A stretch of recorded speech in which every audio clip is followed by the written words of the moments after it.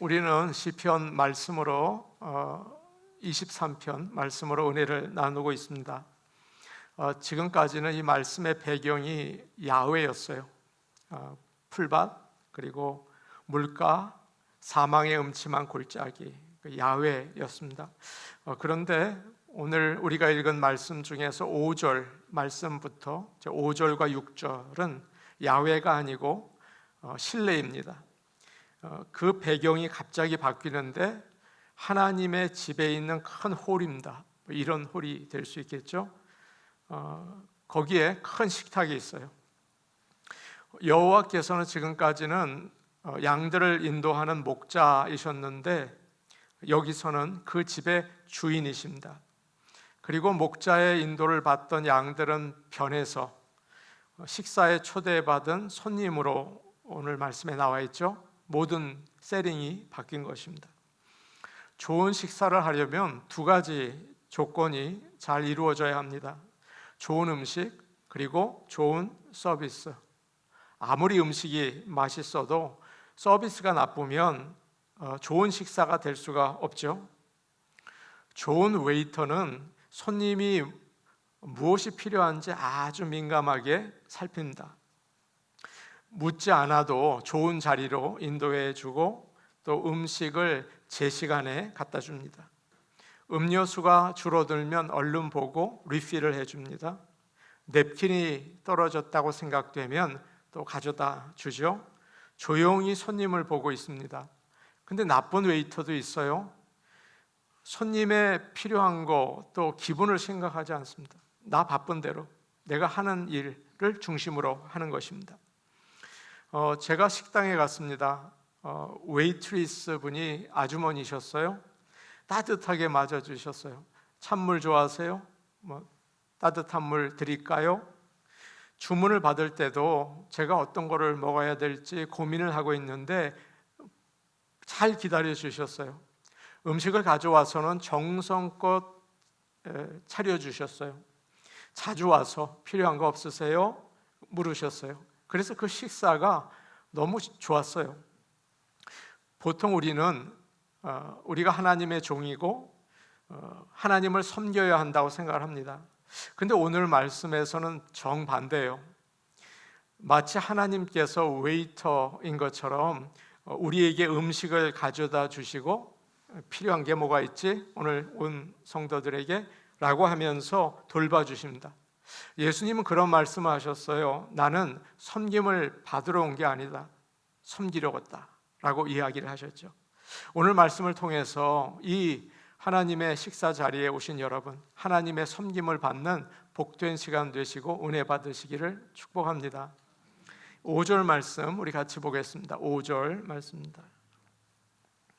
함께 보십니다. 시작.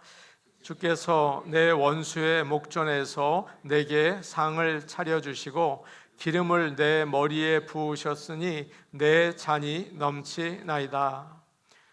목자가 양들을 데리고 사망의 음침한 골짜기를 지나서 이제 산 꼭대기로 올라갑니다. 그런데 그곳은 평평한 고원이에요. 그리고 거기에 풀밭이 있습니다. 목자들은 그곳을 가리켜서 메사, 식탁이라고 불렀어요. 그 모양이 식탁 같거든요. 목자들은 양들보다 먼저 그곳에 와서 풀이 충분한지 주위에 먹을 게 있는지를 살핍니다. 건강을 해치는 나쁜 풀이 있는지 또 몸을 찌르는 가시덤불이 있는지 그것을 치우죠. 뱀이나 짐승이 사는 굴이 있으면 막고 거기에 약을 뿌립니다. 그래서 양들이 편안하게 그곳에 와서 풀을 먹을 수 있도록 준비해요. 다윗은 이것을 가리켜서 목자가 양들을 위해서 식사를 준비하는 것이라고 생각을 했어요. 그래서 우리가 읽은 5절 말씀을 보면 내게 상을 차려주시고 라고 표현했던 것입니다. 여기서 상은 공부할 때 사용하는 책상이나 또 물건을 놓는 테이블이나 여러분이 학교에서 받는 그 상이 아니에요. 이것은 밥상입니다. 밥을 먹는 테이블이에요. 우리가 사망의 음침한 골짜기를 지나느라고 피곤하고 지치고 때로 몸에 상처를 입기도 하죠. 그럴 때 선한 목자 되시는 주님은 그의 집으로 여러분과 저를 인도하시고 식사를 준비해 주세요. 다윗은 이스라엘을 통일하고 주변 나라들과 열심히 싸워서 이스라엘을 아주 든든하게 세웠습니다. 그리고 여유가 생겼을 때 요나단을 생각했어요. 그의 친구죠. 요나단은 다윗이 어려울 때 목숨을 걸고 지켜주었습니다. 보석같이 귀한 친구였어요. 다윗은 요나단의 핏줄이 살아있다면 은혜를 갚고 싶었죠. 그래서 부하들에게 사울의 집에 남은 사람이 있으면 데리고 오라 이렇게 명령을 내립니다. 마침 요나단의 아들인 무비보셋이 살아있었어요. 그는 전쟁 중에 유모가 안고 도망을 가다가 떨어뜨려서 두 다리를 못 쓰게 되었습니다. 한평생 절름발이로 장애인으로 살았죠. 사울과 요나단이 죽은 다음에는 폐허가 된 빈민촌에서 숨어 살아야 했습니다. 부하들이 그를 찾아서 왕궁으로 데리고 왔어요. 다윗 앞에서 떨며 고개를 숙이고 있는 무비보셋을 향해서 다윗이 이야기를 합니다. 두려워하지 말아라. 너의 아버지 요나단을 생각해서 내가 너에게 은혜를 베풀려고 한다. 너의 할아버지 사울의 땅을 다 너에게 돌려주겠다. 그리고 너는 이제부터 항상 내 식탁에서 함께 나와 같이 먹을 것이다. 그 이야기를 해주었습니다. 그때부터 무비보셋은 다윗과 함께 식사를 했습니다. 여러분 이게 무슨 뜻인지 아세요? 항상 왕궁에서 살았다는 것입니다. 왕의 가족만이 누릴 수 있는 특혜를 받았다는 거예요. 대단한 일이죠. 무비보셋은 졸지에 다윗의 아들과 같은 대우를 받게 됐어요. 성경은 무비보셋이 왕의 상에서 먹었다는 말을 3번이나 합니다. 강조하는 거예요. 왜 그럴까요? 그 정도로 엄청난 은혜이기 때문입니다. 왕의 상에서 먹는 것은 그 나라에서 최고의 VIP만 할 수 있는 일이었거든요. 그래서 이것은 너희들 앞으로 무비보셋을 함부로 하면 안 돼. 그는 보배롭고 존귀한 자야 라는 왕의 메시지였습니다. 누가 감히 왕과 식사하는 사람에게 함부로 하겠습니까? 누가 감히 그에게 공격하겠습니까? 누가 그에게 장애인이라고 조롱하겠습니까? 말 못하죠. 하나님은 예수를 믿고 죄를 용서받고 하나님의 자녀가 된 우리를 항상 하나님의 식탁에서 먹게 하십니다. 마치 아버지가 돌아온 탕자를 용서하고 다시 아들로 인정하고 잔치를 베푼 것과 같아요. 우리를 그의 아들과 딸로 인정하시고 존귀하게 여겨주십니다. 옆에 있는 분에게 인사하죠. 당신은 하나님의 자녀입니다. 이렇게 인사해 보시겠습니다.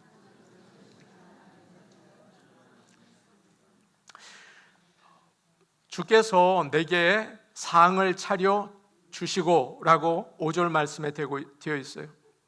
차려 주신다는 말은 질서 있게 정렬한다, 열을 맞춘다 그런 뜻입니다.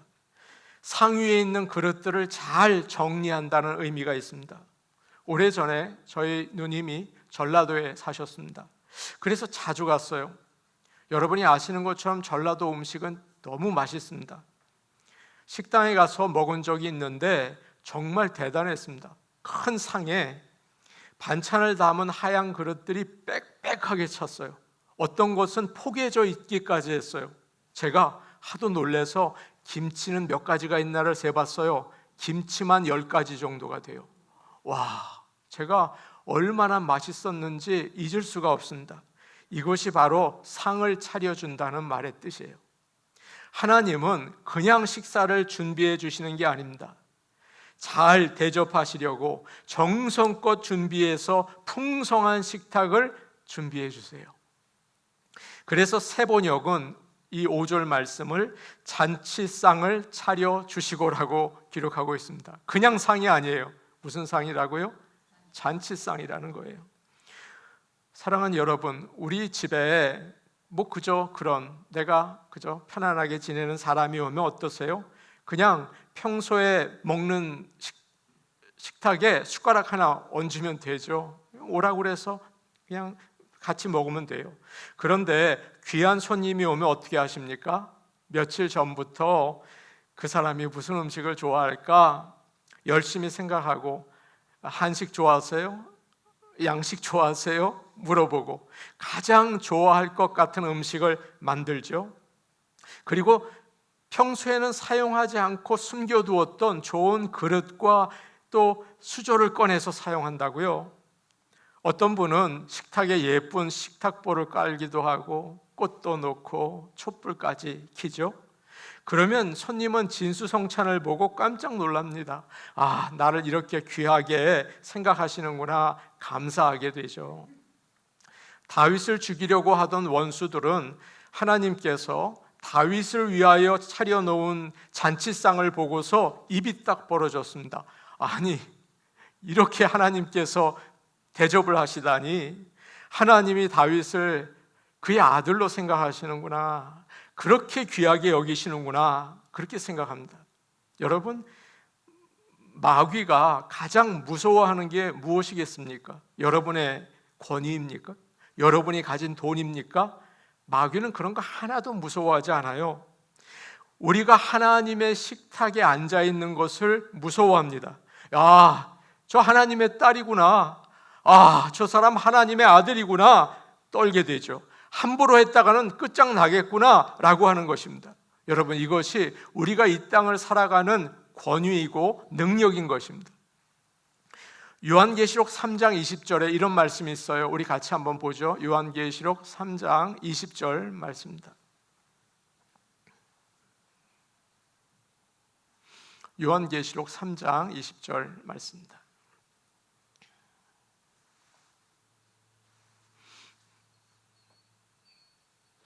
우리 같이 보겠습니다. 시작. 볼지어다 내가 문 밖에 서서 두드리노니 누구든지 내 음성을 듣고 문을 열면 내가 그에게로 들어가 그와 더불어 먹고 그는 나와 더불어 먹으리라. 우리가 예수님을 나의 주님으로 영접할 때 주님은 우리 마음에 들어와서 우리와 함께 먹으신다고 이야기하십니다. 주님은 우리를 식탁의 자리에 초대하셨어요. 바로 예배입니다. 말씀의 떡과 성령의 생수를 마시게 되죠. 주님이 준비하신 상에서 먹게 될 때 여러분과 저는 우리의 정체성을 깨닫게 돼요. 나는 하나님의 아들이구나, 나는 하나님이 사랑하시는 딸이구나, 이 식사 자리에서 깨닫게 되는 것입니다. 그때 원수 마귀는 두려워하죠. 사랑하는 여러분, 매일 주님이 차려주시는 상을 대하고 식사하실 수 있기를 원합니다. 바쁘다고 소홀하면 우리의 정체성이 약해져요. 우리의 권위가 약해져요. 원수들이 우리를 무시하고 공격해도 우리는 뒤로 물러나게 되는 거죠. 주님이 정성을 다해서 준비해 주신 상에서 우리의 영적인 건강을 회복하고 새 힘을 얻는 풍성한 은혜를 누리시는 성도님들이 되시기를 축복합니다. 아멘. 5절 말씀 우리 다시 한번 보겠습니다. 5절 말씀입니다. 시작. 주께서 내 원수의 목전에서 내게 상을 차려주시고 기름을 내 머리에 부으셨으니 내 잔이 넘치나이다. 주님은 어디에서 이 상을 차려주셨습니까? 내 원수의 목전에서, 원수 앞에서 상을 차려주셨어요.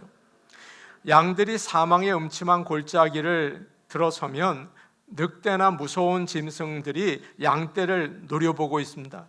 뒤에서 어슬렁어슬렁 숨은 곳에서 찾고 있다가 목자에게서 멀어지면 무섭게 공격을 하는 거죠. 시편을 보면 다윗이 사망의 음침한 골짜기를 지날 때 모여서 그를 헐뜯고 그리고 그를 죽이려고 사람들이 막 의논을 많이 했습니다. 그들은 다윗이 잘 나갈 때 가장 친했던 사람들이에요. 그의 장인 사울, 그가 가장 믿고 모든 것을 의논하던 신하 아히도벨, 그의 가장 사랑하는 아들 압살롬, 모두 그를 배반했습니다. 정말 기가 막힌 일이에요. 그래서 그는 이렇게 시편에서 노래했어요. 시편 41편 9절인데 이 성경도 같이 찾아보면 참 좋겠습니다. 시편 41편 9절 말씀입니다. 시편 41편 9절 말씀입니다.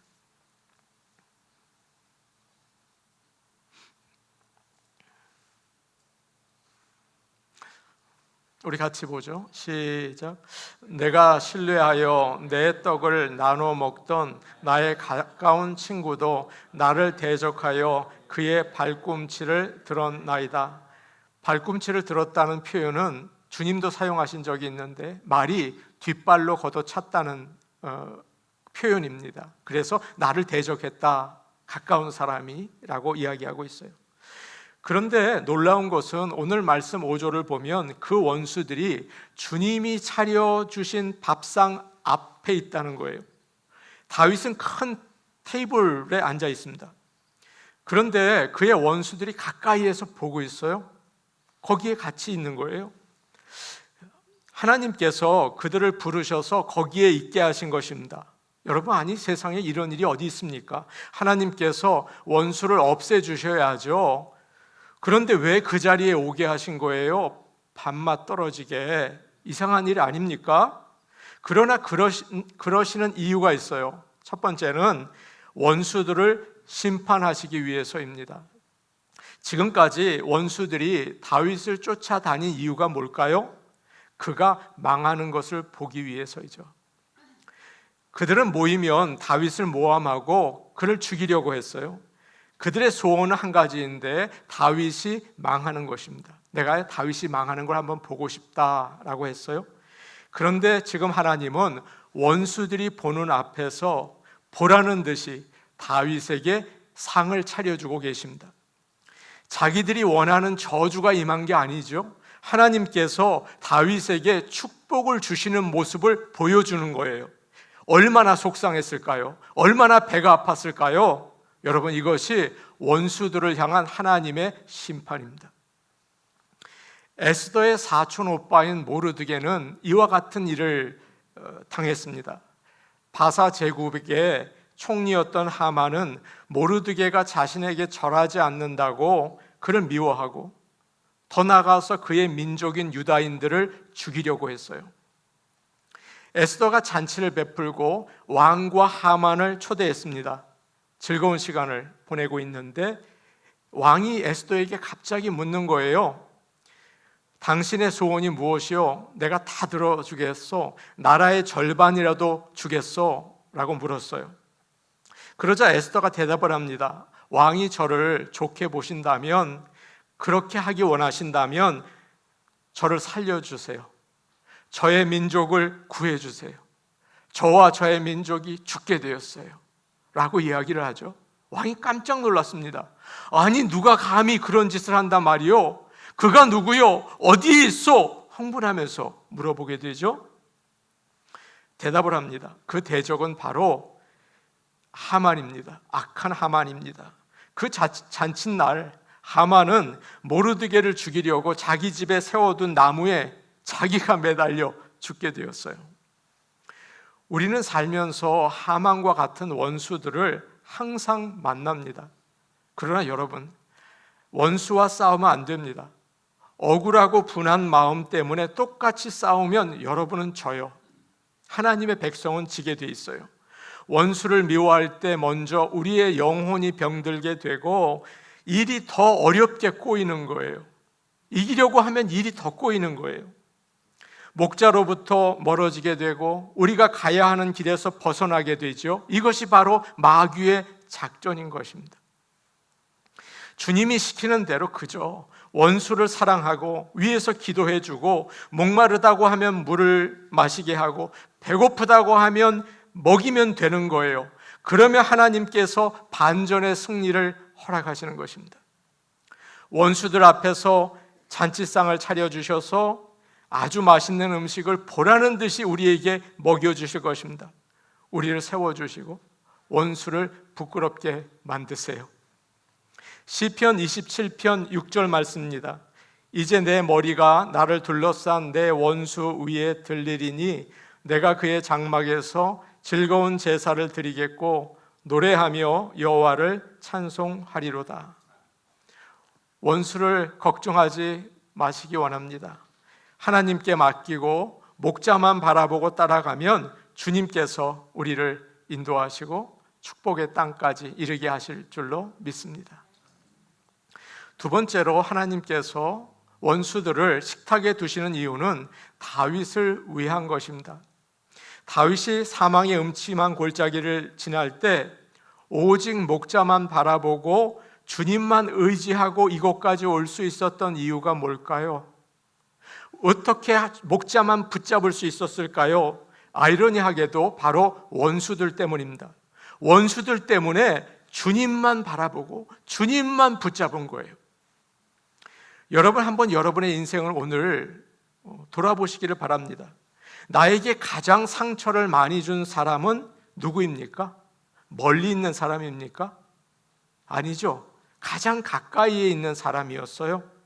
가족이나 친구나 직장 동료들 가운데 나를 미워하고 힘들게 하는 사람이 거기에 있어요. 멀리 있는 사람은 나와 상관이 없어요.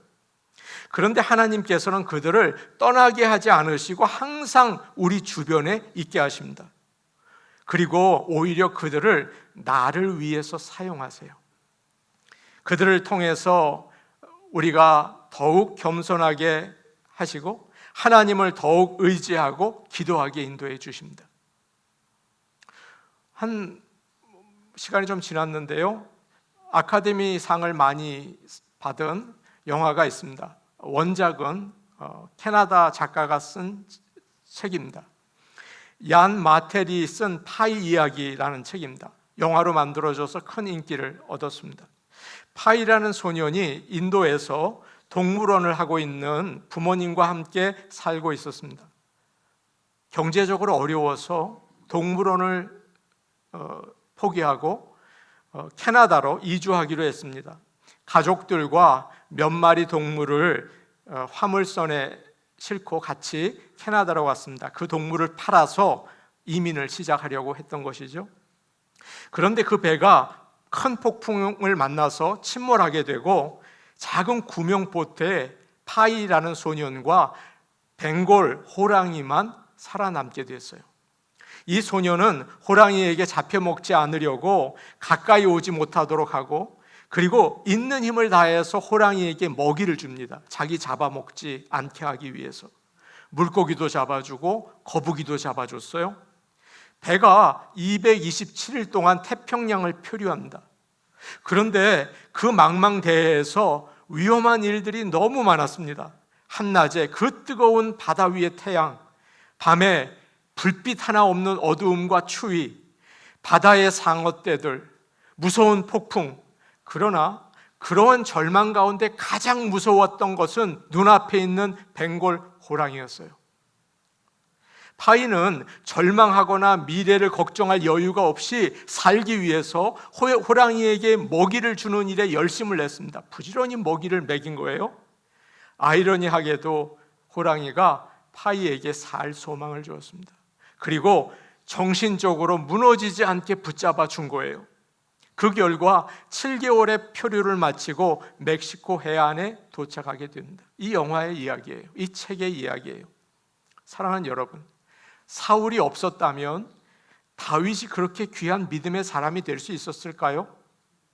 분인나가 없었다면 한나가 그렇게 울면서 기도할 수 있었을까요? 하나님께서 저와 여러분 가까이에 원수가 있게 하신 것은 우리 자신을 위해서입니다. 그래서 우리는 원수 갚을 필요가 없고 보복할 필요가 없어요. 원수 때문에 하나님을 더욱 바라볼 수 있고 의지하게 되었기 때문이에요. 우리 하나님은 합력하여 선을 이루시는 하나님이십니다. 원수마저도 우리의 축복의 도구가 되게 하세요. 이 진리를 기억하고 하나님께 영광 돌릴 수 있기를 원합니다. 마지막으로 5절 말씀 한 번 더 우리가 같이 보겠습니다. 5절 말씀입니다. 함께 보십니다. 시작. 주께서 내 원수의 목전에서 내게 상을 차려주시고 기름을 내 머리에 부으셨으니 내 잔이 넘치나이다. 이스라엘 해가 강해서 날씨가 몹시 덥습니다. 건조해서 땅에서 먼지가 풀풀 나죠.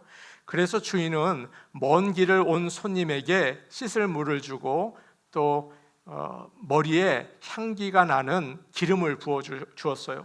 그래서 우리가 읽은 5절 끝에 기름을 내 머리에 부으셨으니라는 말은 손님을 극진히 맞이한다는 뜻입니다.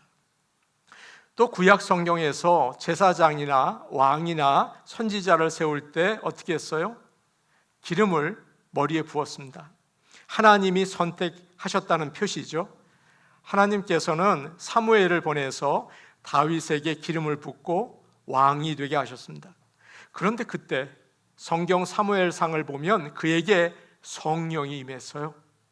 그래서 왕으로서의 일을 잘 감당할 수 있는 믿음과 지혜를 얻게 되었습니다. 누구나 어려움이 있습니다. 문제가 없는 가정이요? 한 가정도 없어요. 문제가 없는 직장이요? 한 곳도 없어요. 그리고 원수가 없는 사람이요? 아무리 착한 사람도 원수가 있어요. 살다 보면 다른 사람과 부딪히게 되고 원수가 생기거든요. 힘들고 지칩니다. 그러나 하나님께서 우리를 그의 집으로 초대하셔서 영적으로 하나님의 양식을 먹고 힘을 얻게 하세요. 예배 시간에 풍성한 은혜를 주시고 성령의 기름을 부어주십니다.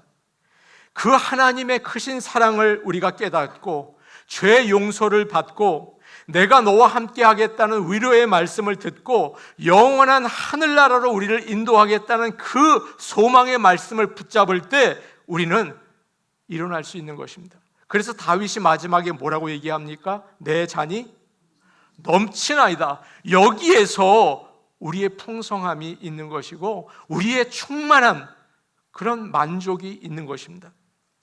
우리가 어려움이 많고 주변에 원수들이 질비합니다. 그러나 여호와는 나의 목자시니 내가 부족함이 없습니다 라고 고백할 수 있게 하는 거예요. 주님이 은혜를 풍성히 주셔서 기쁨과 감사가 있고 그리고 마음의 평화가 임하는 것입니다. 오늘 이 시간 하나님의 은혜가 저와 여러분에게 풍성히 임하기를 간절히 원합니다. 세상의 어려움을 이겨내고 원수조차도 나의 축복의 도구로 삼는 하나님을 의지하고 사랑할 수 있게 되는 거죠. 오늘 하루도 목자가 되시는 하나님의 사랑과 은혜를 다시 한번 기억하시기를 바랍니다. 우리의 입술에 불평이 사라지고 마음의 낙심과 두려움이 사라질 것입니다. 내 잔이 넘치나이다. 이 고백이 저와 여러분의 인생 고백이 될 수 있기를 축복합니다. 아멘. 우리 같이 기도하겠습니다.